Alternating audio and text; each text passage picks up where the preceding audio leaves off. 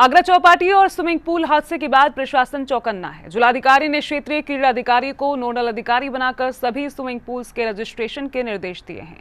इसके साथ ही water park, swimming pool और जिम इत्यादि में सेफ्टी इक्विपमेंट का सर्वे होगा। हर जगह सीसीटीवी कैमरे लगाए जाएंगे। दोबारा ऐसी घटनाएं ना हो, इसके लिए वॉलंटियर तैनात करने के भी आदेश जिलाधिकारी ने जारी किए हैं। जिलाधिकारी मनीष बंसल ने कलेक्ट्रेट स्थित अपने कार्यालय में जन सुनवाई की। उन्होंने पीड़ितों की तमाम समस्याओं का निस्तारण कराया। उसके बाद सी न्यूज से बातचीत में जिलाधिकारी ने चौपाटी हादसे को दुखद बताते हुए यथोचित कार्रवाई की बात कही। जिलाधिकारी बोले कि विकास प्राधिकरण से जवाब तलब किया गया है कि चौपाटी में जो झूले और अन्य इक्विपमेंट लगे हुए हैं उसकी जवाबदेही किसकी है, ये रिपोर्ट मांगी गई है।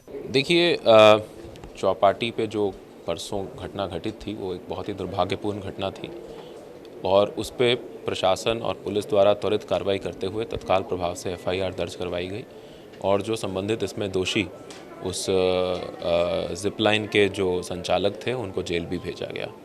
इसके अतिरिक्त मेरे द्वारा आगरा डेवलपमेंट अथॉरिटी से एक रिपोर्ट भी मांगी गई है कि इसमें किन शर्तों के आधार पर उनको परमिशन उनके द्वारा दी गई थी और अगर उन शर्तों में किसी प्रकार का कोई विचलन हुआ था और किसी लापरवाही का उसमें कोई संकेत है तो उसकी जिम्मेदारी निर्धारित की जाए।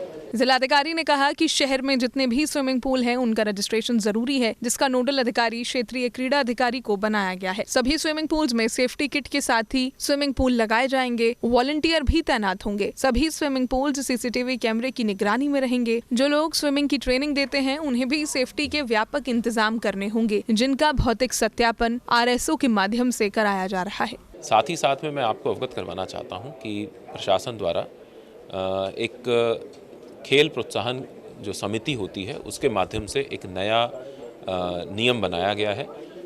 जनपद में जितने भी स्विमिंग पूल, जितने भी वाटर पार्क्स हैं, इन सभी के जो पूल्स हैं उनका कंपलसरी रजिस्ट्रेशन कर दिया गया है।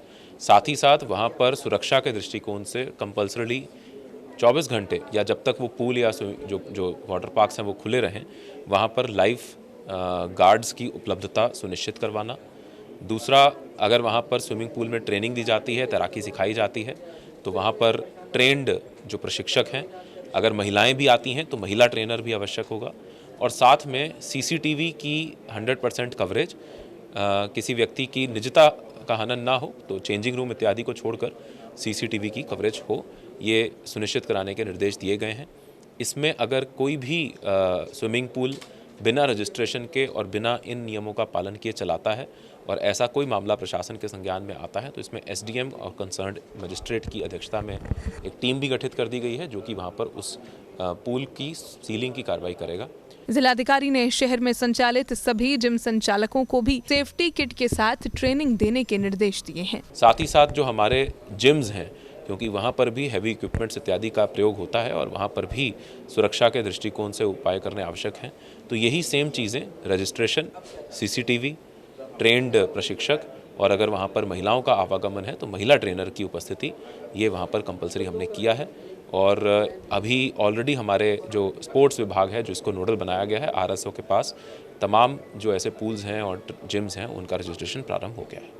आपको बता दें कि स्विमिंग पूल में 8 वर्षीय बच्चे की मौत के बाद रविवार को ताजनगरी फेज 2 स्थित आगरा विकास प्राधिकरण द्वारा संचालित चौपाटी में 15 वर्षीय किशोर की जिपलाइन का हुक टूटने से नीचे गिरकर दर्दनाक मौत हो गई थी। इन हादसों के बाद जिलाधिकारी ने swimming pool, water park, gym सहित सभी एडवेंचर पार्कों के लिए नई गाइडलाइंस जारी कर दी है। इन गाइडलाइंस के नियमों का पालन नहीं करने पर कड़ी कार्रवाई की हिदायत जिलाधिकारी ने दी है। सी न्यूज के लिए विजय बघेल की रिपोर्ट।